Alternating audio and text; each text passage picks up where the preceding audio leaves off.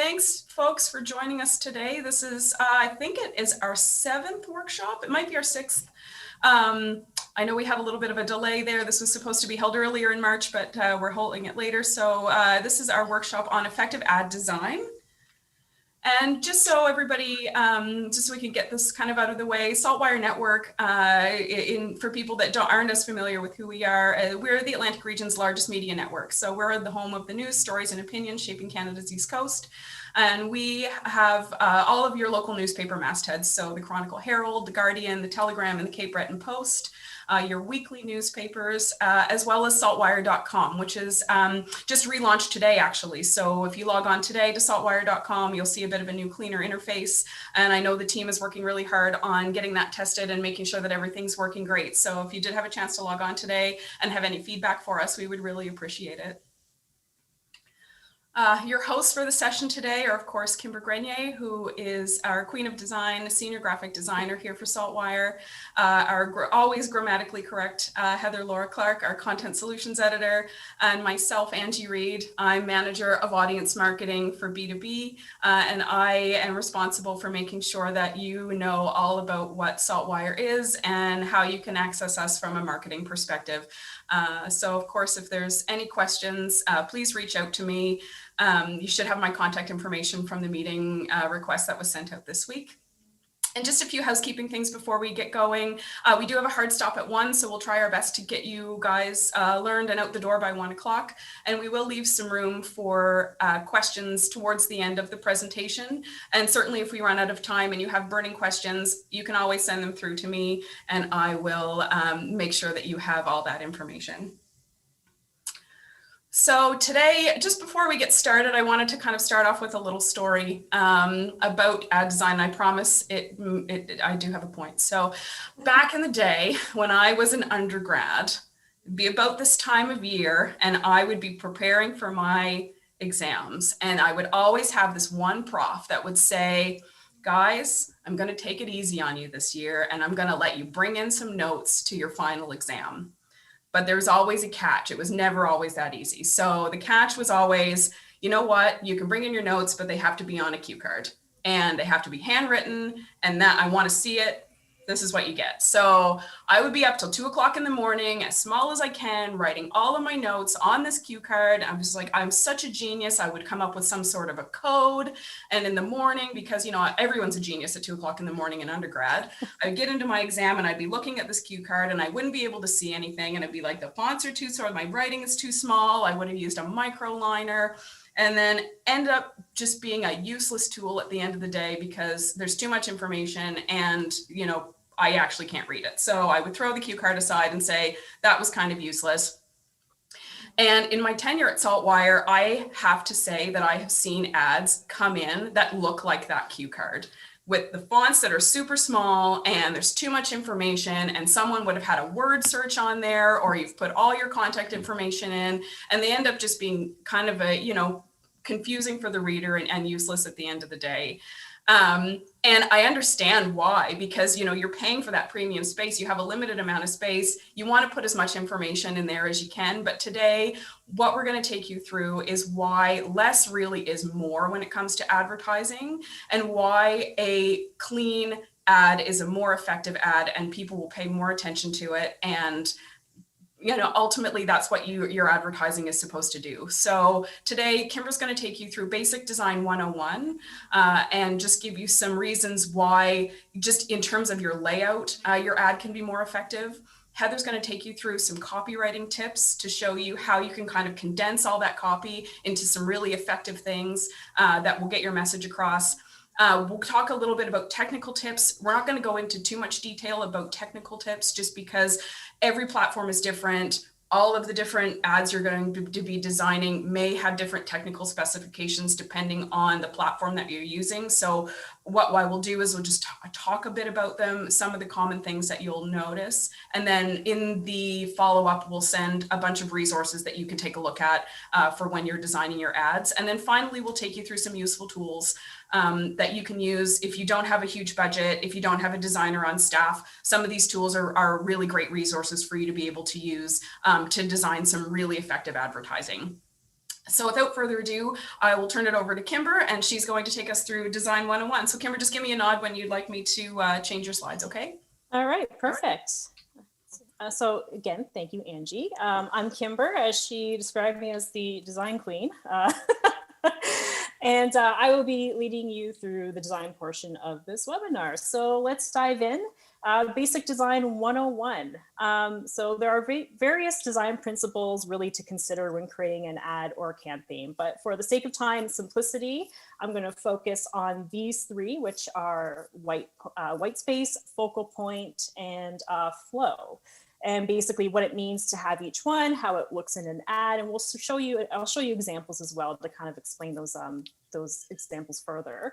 I'm also going to cover what a cluttered versus clean design means and show some examples, as well as how to create an effective campaign that can be used both in print and in digital. So on to the white space slide.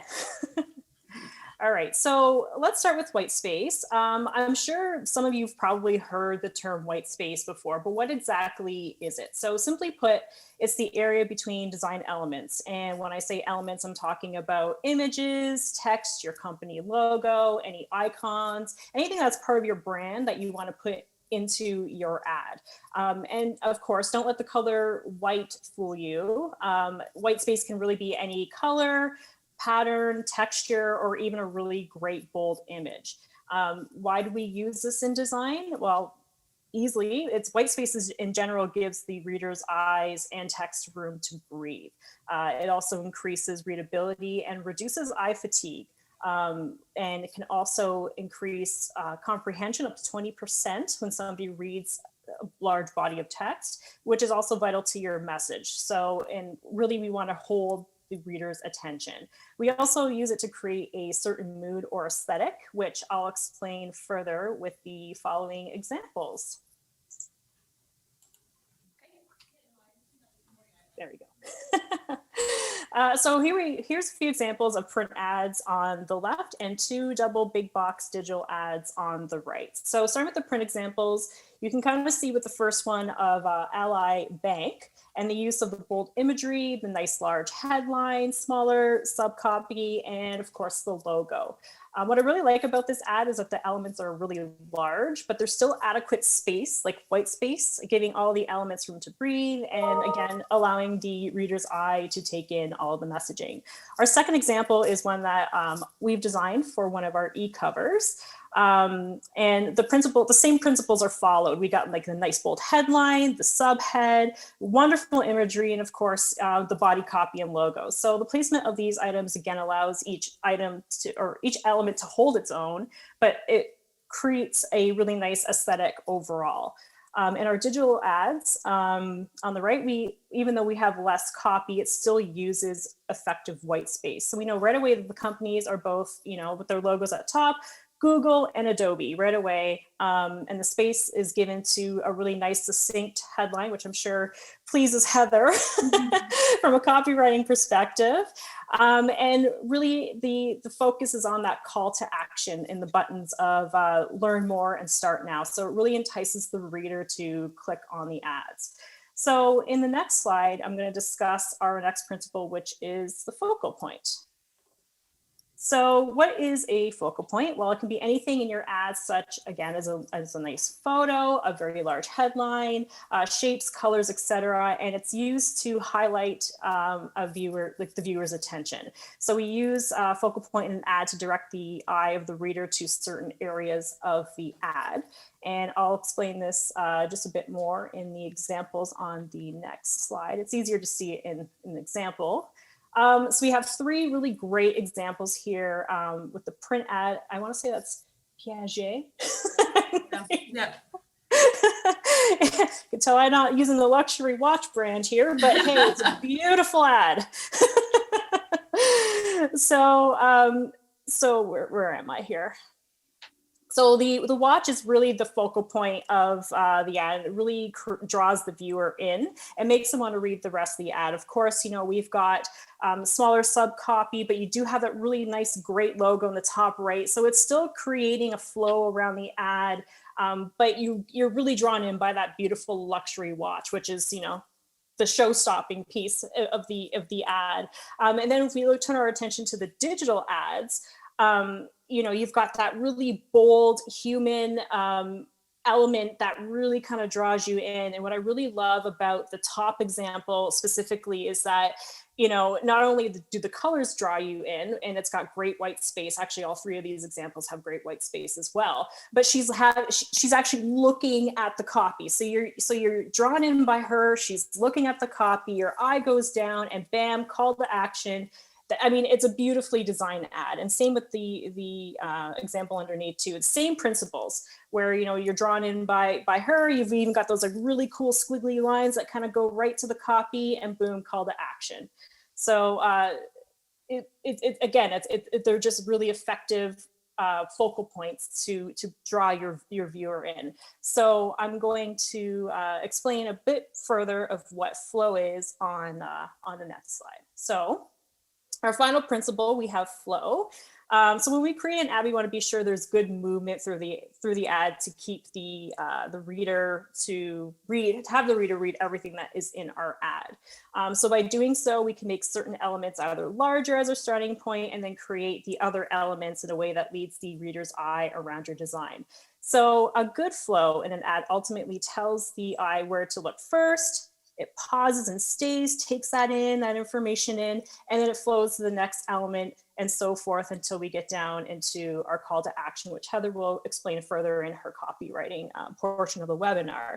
So on the next slide, we have some examples of how flow works in a design. So these are two of our in-house marketing ads that we use for showcasing some of our print and podcast series. So I want to pull these two examples in specifically because they not only show a good sense of flow, but also how the other two principles of white space and focal point work hand in hand. So in the print ad, the photo of the gentleman is what really draws the reader in. And what I love about this is that the tip of his nose is actually like pointing to the series name, which is Caring for Seniors. And then from there, the eye is led down through the rest of the copy where it tells the reader where they can find more about the series in both print and online. So again, and I've always loved that ad. In our digital example, of course, you're drawn in by our lovely senior managing editor, Steve Bartlett, and his photo kind of draws you up. So what I did with this particular ad, the bubbles that are kind of coming up over his head kind of lead you up into the headline in which you read it down to the call to action. So this is one of our podcasts with Sheldon McLeod, Thinking Out Loud. So I used some of the elements from his logo to kind of create the overall aesthetic and theme for this podcast series. So these two are just really great examples of how flow works, using a strong focal point, with using human faces, and of course the white space, allowing all the elements in both designs room to breathe. So on to our next slide, which is cluttered versus clean. So next we're going to talk about how effective cluttered and clean designs are, I guess. How ineffective cluttered is. It's back to my cue card. Yeah, exactly. This was Angie's cue card back in the day on the left. So as you can see from the example in the middle, the page layout on the left obviously looks very cluttered. There's no set focal point. It's clearly lacking white space, and the copy is really unbalanced. Whereas the example on the right, just by rearranging the elements, we've now created a layout that is again utilizing all three of the design principles that we've discussed and creates a more harmonious hierarchy. So the biggest takeaway from these two examples is showing how a more effectively designed ad can actually make a brand feel more trustworthy versus a more cluttered layout, which can actually make a company look unqualified. So not the message we're going for. And our next slide, which is effective design across channels. So touching a bit on brand trustworthiness from our previous slide, I want to talk a bit about the importance of creating a consistent brand campaign. So we can do this by ensuring that when we create our print ads, those elements should be carried into our digital strategy. So when we do this, the easiest way is to use the same images, same colors, fonts, and other design elements, so that if a reader sees your ad in print, and then say if they're on their mobile phone and they see, you know, a big box ad, they're going to start to recognize your brand and messaging. So in the next slide, I'm going to show you just how we achieve that through our own SaltWire platforms. So this is one of our e-edition campaigns that we built last year. And so normally when I put together a campaign that I know is going to be shown in various sized formats, I try to think ahead of what images I want to use are going to be able to be scaled to fit some of our smaller digital ad units. So as you can see, you know, we've got the great big sandwich board image, but I had to think, okay, like, can this actually be used in a 300 by 250 pixel ad? Can it be, you know, used even in a mobile, which is 250 by 50? And that's not a lot of space. So a bit of upfront planning has to go into your campaign just to before you can start effectively designing anything.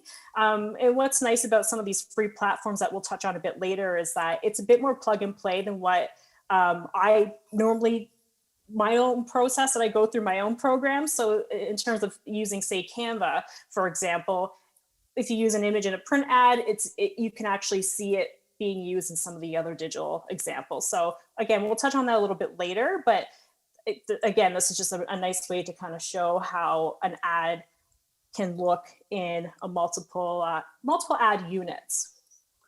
So now we're going to talk about some extra design tips. And I pretty much can spend all day talking about design tips, but here's the top 4 that I think are probably the most important, especially if you are starting out building a campaign. So the first one is basically creating a mood board. And I'm a really huge fan of Pinterest, just for the simple fact that I can pull in, you know, color palettes, images, fonts, and have that really like good bird's eye view of how a concept can work before actually starting my own design. So it's a really great tool as well as a business owner to be able to collaborate with a designer to give them an idea of the general aesthetic that you're looking for in your campaign. So the second tip we have is about using color. And if you don't have a color palette, but you want to build one, I would say probably no more than 5 colors max to your palette. You want to maybe mix a few like key primary colors that you'd use, and then maybe have a few secondary colors for accents. So when I use our SaltWire color palette, I normally stick with 2 colors and then use a third to accent items such as like a learn more button, for instance.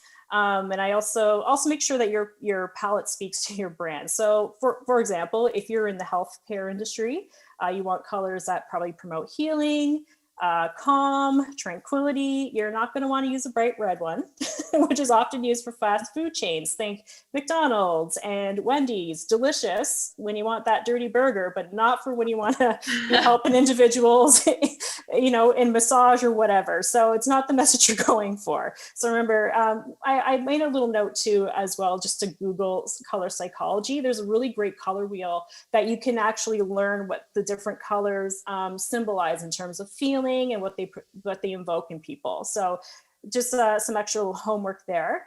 The third is choosing typefaces. Again, you know, you want to use fonts that are easy to read, and I normally don't pair more than 2 fonts in my campaigns. I mean, we have our own SaltWire brand, but in general, always good to just maybe keep it to a couple of fonts.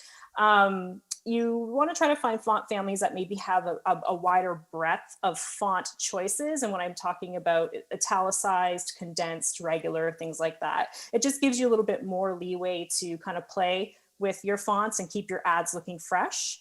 And you can find some really good examples online of font pairings that are often really free to download. So up to you to check that out. And my final tip is strong imagery.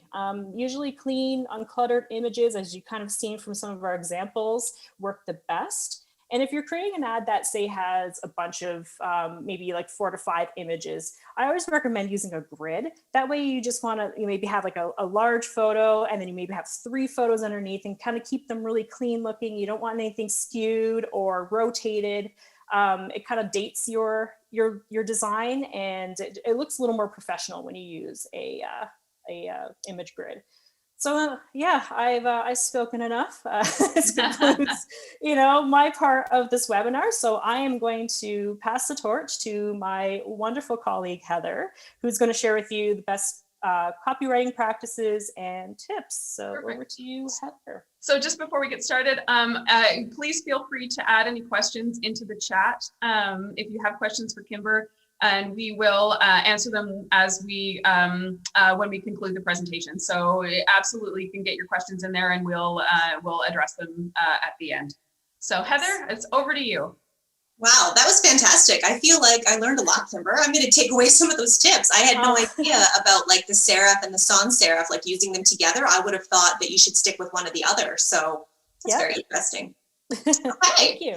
So, I mean, I have nothing to do with design. Words are what I do. So I am a content solutions editor with the SaltWire network.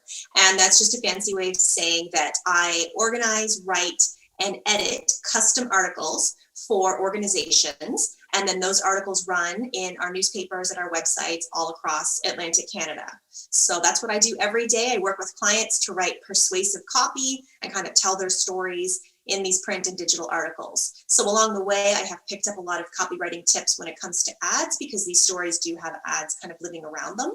So I'm going to walk you through the 3 key elements, which would be headlines, subheadings and body copy, and calls to action, super important, as well as the difference between writing for online ads versus writing for print ads, because there are some differences, and then just some general copywriting tips that you can take away and start using right away. Great. So headlines, as a journalist, I know all about headlines, and headlines are even in ads. They are not just for articles. A headline is the wording that makes a customer stop and pay attention. So as Kimber pointed out, the headline is often the focal point. It's those few words that really draw people in, pique their interest, and get them to keep reading. And one thing I read recently about headlines is that they should always try to be you focused rather than focused on the person writing them. So rather than a business saying like, we offer mortgages and this, then it should maybe be something like, do you need a mortgage? Like really put that on the person, which I thought was interesting. So here are some examples that I have pulled from some of our clients. This first one for the QE2 Health Sciences Center Foundation, they're doing a campaign where they're literally getting machinery that's saving people's lives. So they went super bold, lots of awesome like black space, white space that says life-saving impact, because they're telling you that this equipment has a life-saving impact. And then it's just a simple call to action below, and that's the ad. Nothing extra, really effective. Another one I pulled was one of our SaltWire ads, and the headline is tax credit. And that's perfect because at this time of year, I know I'm like working on my taxes this weekend. You know, everyone's interested in tax credits and saving money. So those 2 words are super effective. I know I've seen that across our site and our print publications, and every time I'm like, oh yeah, I have to do that.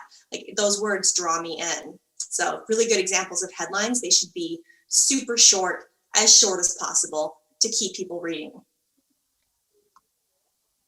Subheadings and body copy, there's a little asterisk here because most ads, I mean, hard to say most, but a lot of ads don't actually have room for this. So this is only for larger ads. Of course, we do ads sometimes that are a full page of a newspaper, which is actually really big. And so they have lots of room for subheadings and body copy. But if we're talking about a small digital or print ad, they don't. So for those cases, you're just going to want to have a headline and a call to action, which we'll talk about in a minute. If you do have room for subheadings and body copy, this is the part where you'll give extra information, you know, some more text, more details, anything that you would say to a reader to encourage them to take that call to action. Sometimes they're not needed, but in some cases, the headline might grab their interest, but they might need a little bit more information before they actually follow through.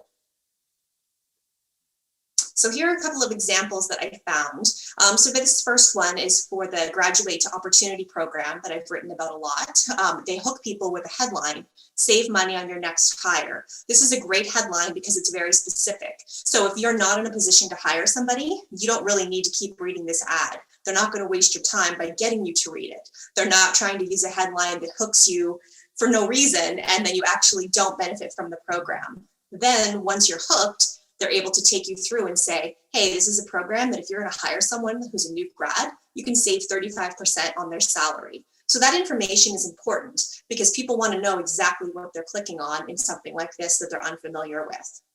The other examples I pulled, one of them is for CAA, and the headline is Driving Less, which is a great headline because so many of us in this pandemic are driving a lot less than usual. And then their little subheading says, take control of your costs with pay-as-you-drive insurance. So that's really interesting because otherwise driving less could mean a lot of things. Maybe they're talking about saving on gas. Maybe they're talking about buying a new car. They need that little extra blurb there to let you know what they're all about before they get to that call to action. And the third one I have is from My Heart Matters. And so the headline, how's your heart doing? I mean, we all have hearts. That's great. That piques my interest because I'm super paranoid about things like that. And then I see the extra details here, and it's talking about type 2 diabetes and taking care of your heart. So they're basically saying if you have type 2 diabetes, this might be a site that you want to go to. If you don't have type 2 diabetes, you don't really need to go to it. So it's kind of giving you that information to know if this ad is really for you or not. Calls to action. This is so, so important. Whenever I'm writing a custom article, we always like to have a call to action at the bottom of the article, as well as in the ads that live around it online, because people do this because they want readers to do something. Everybody wants readers to do something. You want them to act on what they've just seen, whether it's a custom article or whether it's an ad. So our best practices are you want to make it very clear, and you want to make it a strong verb. Buy, call, visit, order, ask, learn, join, book, reserve. There's always something that you want to do. We do hear from people sometimes and they say, well, I just want to advertise because I want to kind of like build my brand and like build that awareness. But in the end, they do want something. They want people to pick up the phone. They want them to place an order, or maybe they just want them to go to their website. So sometimes the call to action is as basic as learn more. And then you click through, go to their website, or go to a special landing page that they have for the occasion.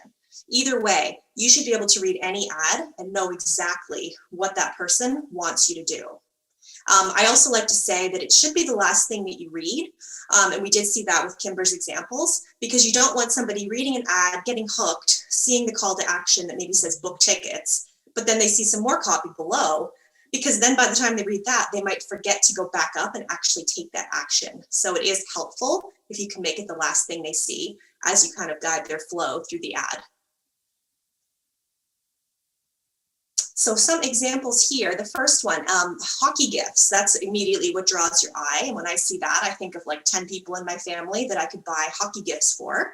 Then my eye kind of goes up to see that subhead that says end of season. And that leads me to think, oh, I'm not probably going to get a great deal on this. Maybe this is a good time of year to get 50% off hockey gifts. And then a really simple call to action there, order now. I know exactly what's going to happen if I click that ad. I know it's going to take me to a special page where it's going to pull up only hockey gifts. They're probably going to be discounted, and I'll be able to shop directly. So I know exactly what I'm getting into with this ad. The next one was for International Women's Day. So it kind of gave some photos, a description. Basically, the call to action is read their stories. So I know if I click that, it's going to take me to a special section of our site where I can walk through and kind of experience those stories. So in both cases, really strong, really clear. There's no question about what they want me to do as the user and what's going to happen when I click those ads. So print versus online. This is always interesting because print ads can be so many different sizes. I mean, they can be a full page of the paper. They can be a double page spread. That is a lot of copy. When we're doing custom articles that are full page, I mean, we might use 1,300 words of copy. So print ads, often there are more space. So with more space comes more text. So in those cases, in this one example here, says, how do I know COVID-19 vaccines are safe? Then there's some text that I can't quite read from here, but you can see there's multiple calls to action because print gives you that ability to present different options while still having that nice white space and not confusing the reader and being too cluttered. So in this case, they do give a phone number, probably because seniors are maybe more comfortable picking up the phone than going to a website, but they also give a website. That's really different from digital because with digital, you never want to confuse people with more than one option. You want something they can click. So with print, you can give them the options. The other option with print that we're seeing a lot more of now is the QR codes, which I think are fabulous. I love those things, the little black squiggles. And it used to be that you had to have a special app for them. And now I believe most phones, I know I can just turn on like my camera app and hold it up and it will scan it and take me somewhere. And I just think they're so much fun. They had them at my daughter's elementary school on the wall with all the kids' artwork, and you could scan them and it would open up a video of the child reading their own story. I just think they're like fantastic. So with digital, as I mentioned, they're usually smaller ads. We have a much smaller selection of digital ads. Kimber was mentioning there's like 300 by 200. They're all kinds of little squares and rectangles. So that means you need less text. So your call to action needs to be super apparent. So in this case for Divert NS, it's learn more. Often it's learn more, buy now, shop, different calls to actions, but only one. I don't like to see digital ads that include a phone number as well as like a click here because it's just too many options. It's best if people can just have one call to action and then follow through with it. It might go to their website, it might go to their social feed, but it's one action. So general copywriting tips that I kind of rounded up. The first one is to be specific, never generic. Sometimes people get caught into thinking, well, I want to appeal to everybody. Everybody's my potential customer. But the problem with that is then it waters down your message. So it's best if you can speak to a specific audience because then you can get specific with them. Like a reader should know when they're looking at your ad right away if this applies to them or not. That's like the ad we mentioned earlier about your heart. It's specific to hearts, but it's mostly about people with type 2 diabetes. So right away, they kind of say this is about people with type 2 diabetes. If you don't have it, or you don't love someone who has type 2 diabetes, then there's no real reason for you to follow through with that. They're honing in on a specific audience, and because of that, they can have a strong message. I would also say to be as concise as possible, because as we know, I think readers' attention spans get worse and worse every year with phones. So the best thing you can do is kind of like hit them with your message and then get out and like let them have that message without being, overwhelmed by too much copy. Because I know some of the examples Kimber was showing, I mean, you don't want to have so much copy because people are lazy and they look at it and they go, oh, and they just don't bother. Whereas if you can kind of get them to read a really, really short message or watch a nice short video, like that's what people are responding to these days. And I would also say, again, a clear call to action. Readers should know exactly what you want them to do. They shouldn't get to the end of the ad and say, well, that was about this, but I'm not really clear on what the next steps are. Like they should know exactly what the next steps are, whether that's just learning more, whether that's, emailing you, visiting your website, shopping. They need to know what you want them to do specifically by the end of the ad so that if they're, a candidate, they're going to do that. They're going to take that action.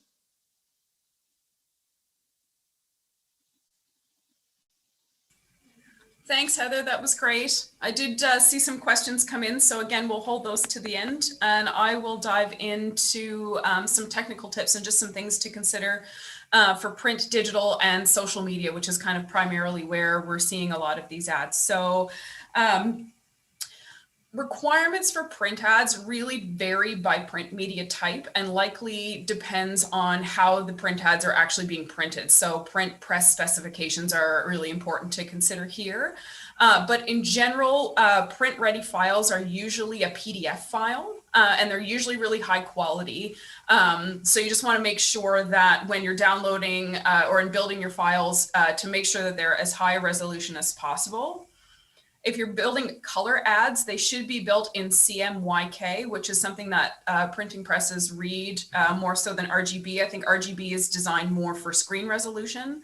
So that might be something to consider if you're building a digital ad.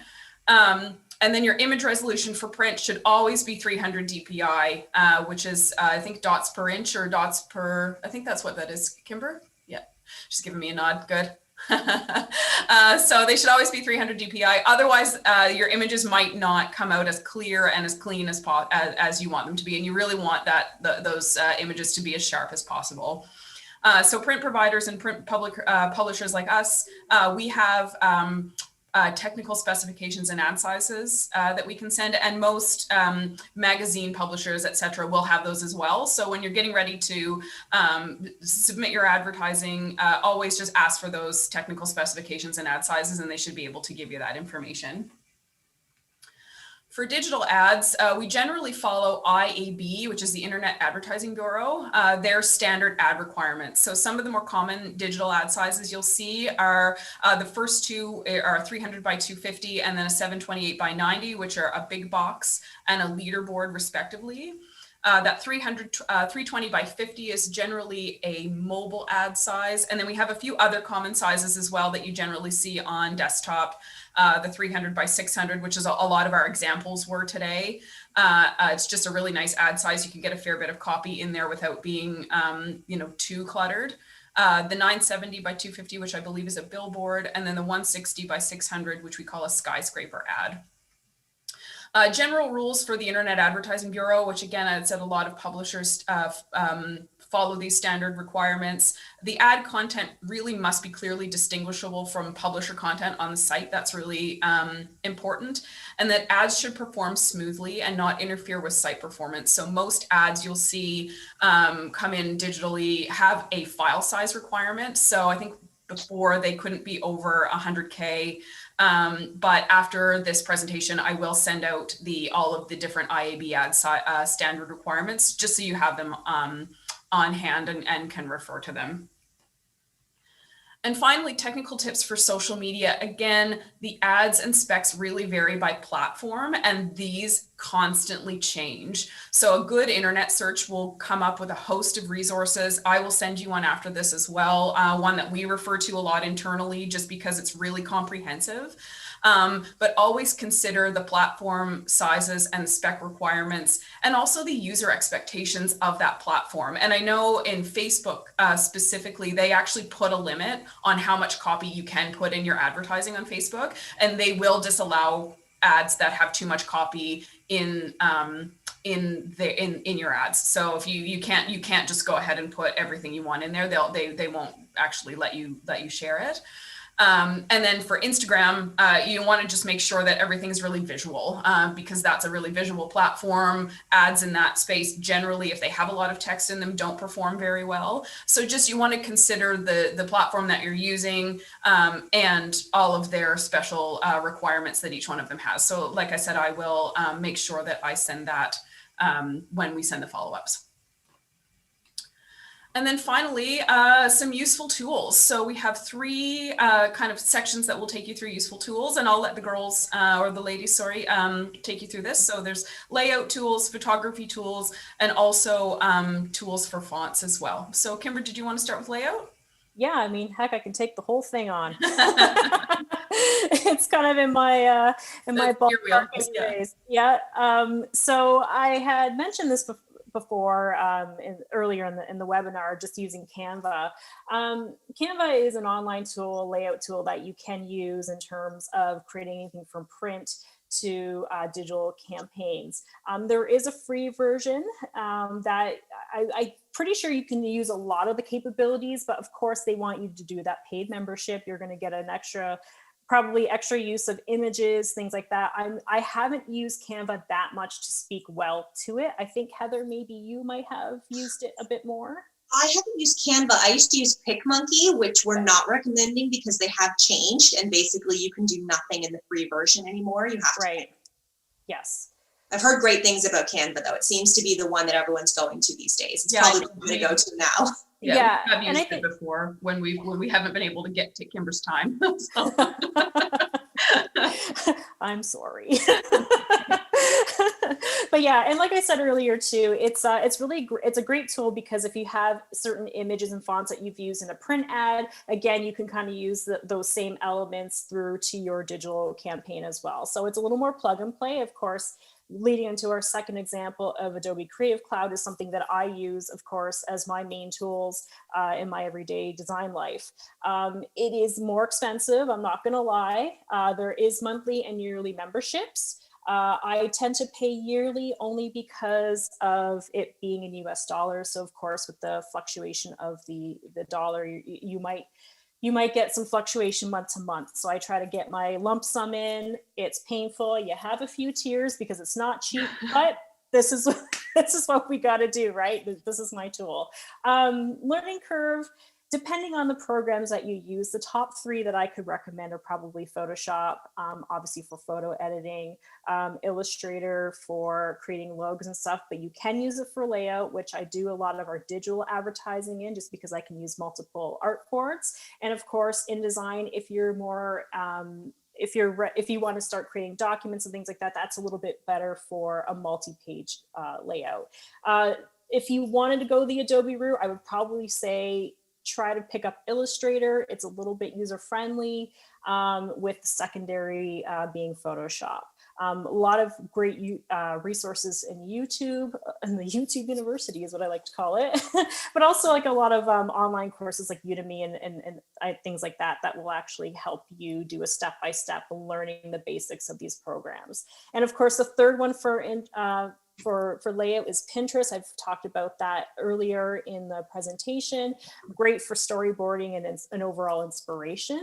When we get into photography, 2 great royalty-free sites. I use Unsplash, and Heather uses Pexels. These are really great because I find a lot of even paid stock photography really hokey. Like, I mean, I don't want to talk about some of the images that I'm doing a safe search for that come up, and I'm like, who would use this in an ad? You know, like half naked people in a construction ad. Sure, if that's your demographic, go nuts. But for me, I'm like, let's keep it tasteful, guys. Keep it tasteful. Like, let's put that hard hat up here and not somewhere else.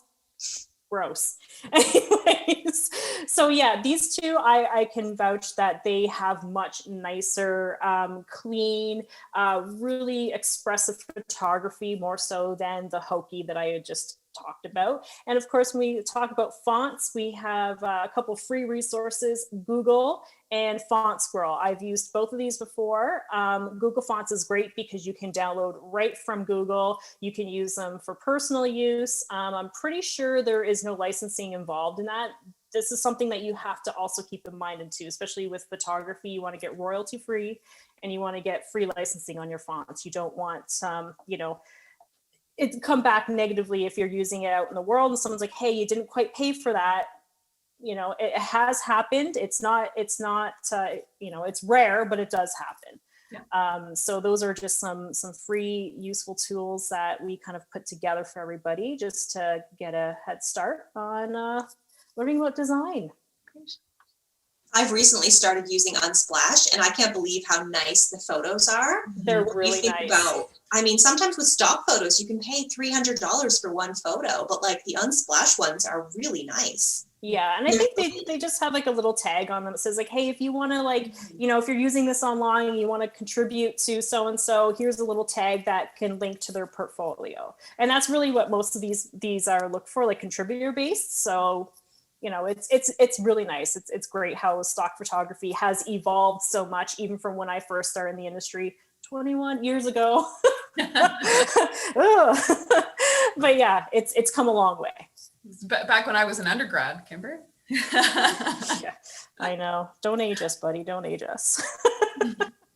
Ladies, that was really great. I will turn it over to the floor for questions. I will stop my screen share here so we can take a look at Q&A. And we did have a question come in from an attendee. So we'll start with that one. And then anybody else who has questions, feel free to pop them into the Q&A.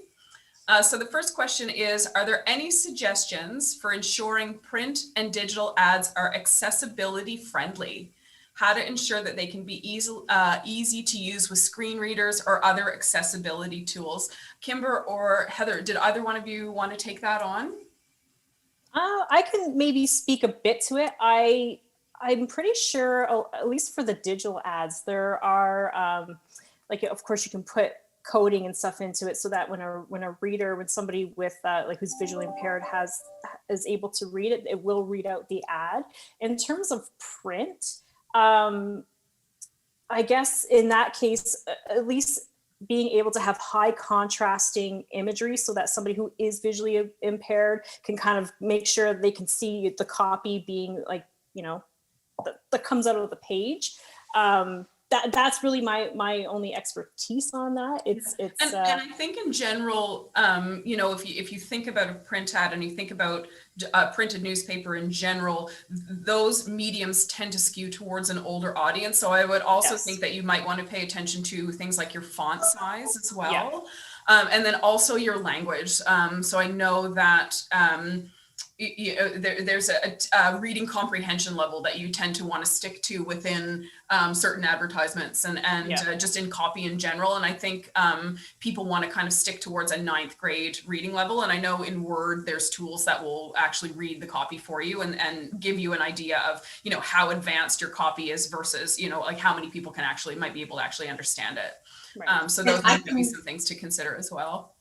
Yeah, I can actually speak to video as well, because obviously a lot of organizations and influencers are using video on Instagram. One thing that I can see everyone's doing right now is we're closed captioning everything. So you can either do that manually when you're doing stories or posts. You can actually just like type in what you've said and have it below. But there's also a lot of like apps now where you can record your Instagram stories or ads within the app and it will automatically do the captions for you. Those bother me personally as an editor because they always do it a little bit wrong. And people will say like the word free and they think they said tree. So that's one thing that I think people are really focusing on accessibility in video online, is really having those captions there, and they're making a big difference.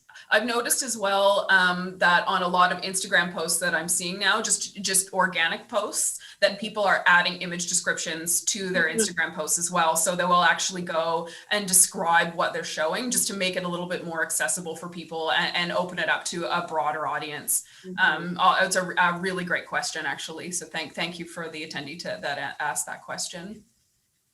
Are there any other questions? I know we have about 15 minutes or so before we have to end. I have a question. Kimber, this might be for you. Talk to me about your least favorite fonts. And how fonts can be bad. God. Yeah. I think we've all heard Comic Sans, Papyrus, Copper Plate, anything that really comes with the Microsoft suite of Microsoft Word. Yeah, Microsoft Word. I mean, there are some really great fonts, such as like I like Arial. There's a love-hate with designers with Helvetica, depending on the type of Helvetica. I personally like condensed. But yeah, and I mean, like, and then even going back to some of the serif options, like a nice Garamond. I know people know what Times New Roman is. I think any font can be used well if it's created well within an ad. You know what I mean? Like, yeah, we can say everything's a bad font or that's a bad picture, but it could also be surrounded by a whole bunch of bad things too, right? So, but yeah, try to stay away from the Papyrus and Comic Sans. That's one way to, unless you have a point to make. I think with those fonts, those might be the ones that I would avoid. Yeah. I personally hate Times New Roman with a passion, because I would refer to it as the font that people who don't understand computers would use, because it was on default. Yeah, and it was, yeah, exactly. It's been around for so long because it's been one of the interfaces, you know, since computers were kind of creative, right? So ironically now, though, when we're editing our articles, we always put them into Times New Roman, because that maintains the integrity of all of our quotes. They don't turn into like curly quotes into straight quotes. So I use Times New Roman all the time now, and I've grown to accept it. Yeah. My new favorite one is, I found one that it's called Laka, and I used it for my title fonts on my own website, and it's very clean. It's got this nice little like flip at the end of the R, and it has a little bit of personality. And if you go through Google Fonts, you can find some really, really nice ones that you can download for free. And it's great. I mean, there's a lot of fonts that you have to pay for, and you can pay an arm and a leg for fonts. But Google Fonts has just been a great resource for people that, you know, don't have a huge budget. Yes. Yeah. Well, I'm not seeing any other questions come in. Ladies, is there any final thoughts that you think you might like to cover? Anything that we didn't really talk about? Yeah, just in terms of copy. I mean, if you're ever working with SaltWire, on an ad and you're struggling with your copy, like feel free to tell your rep, like tell your client solutions consultant that you would like an editor to have a look at it with you. And then they can just email me and loop me in, and I'd be happy to go over it with you because, I focus on writing articles, but again, ads really similar, and I'd be happy to make some suggestions. Great. And we have an in-house design team as well. So I think the same thing goes for design. If you have some questions, Yes. I mean, certainly reach out to your client solutions rep and they can help guide you through that process. And yeah, there's services that we offer in-house. So again, we've got a couple more minutes to get questions in, but if there's, just 1 second, we do have one more. Can you provide some advice on digital ad sizes and which ones tend to be the most effective? I mean, for me, I think it really just depends on the platform and on the website that they're on. I mean, I tend to lean when I'm building campaigns and booking campaigns, I tend to lead towards the ones that will be most useful across platforms. Industry standard, like if you're looking at a click-through rate as your metric, I think the industry standard right now is still about a 0.09% click-through rate, but we do tend to see a higher click-through rate on those larger digital ads. So the ones that I mentioned, the 300 by 600, or the 300 by 250, that tends to be still quite a popular ad size that is effective. I think the leaderboard, that 728 by 90, is falling out of fashion a little bit. And then we do tend to see high click-through rates on the 320 by 50 mobile ads, but some of that could be attributed to just where they're placed on a screen, because we know that touch screens, you tend to actually hit them every once in a while and you click on them without intending to click on them. But those are just general sizes. Kimber, do you have any thoughts on that as well?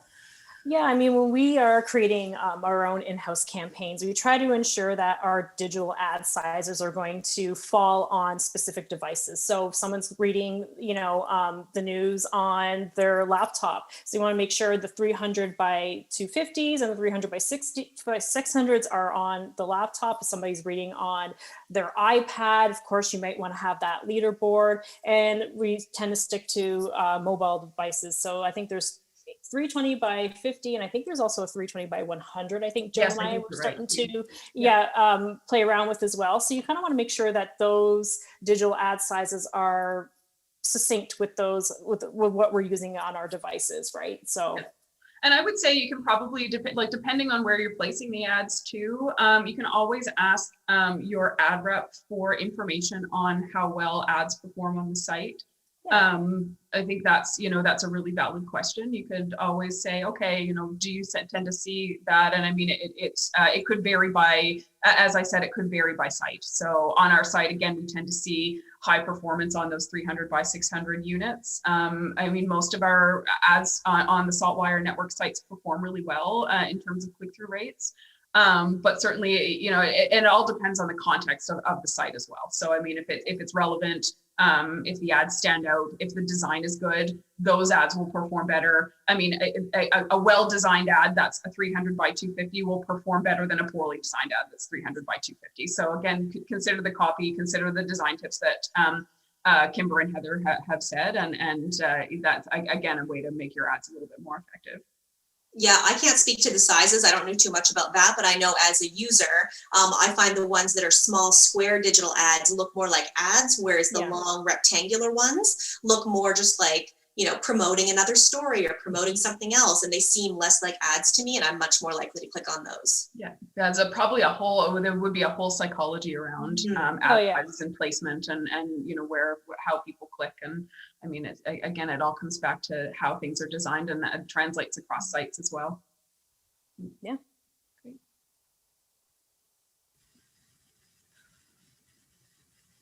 All right, folks. Well, if there's no more questions to come in, I will certainly follow up with the presentation and a recording of the video, as well as all of the resources that we talked about today. I'll provide some links as well, so you have all of that.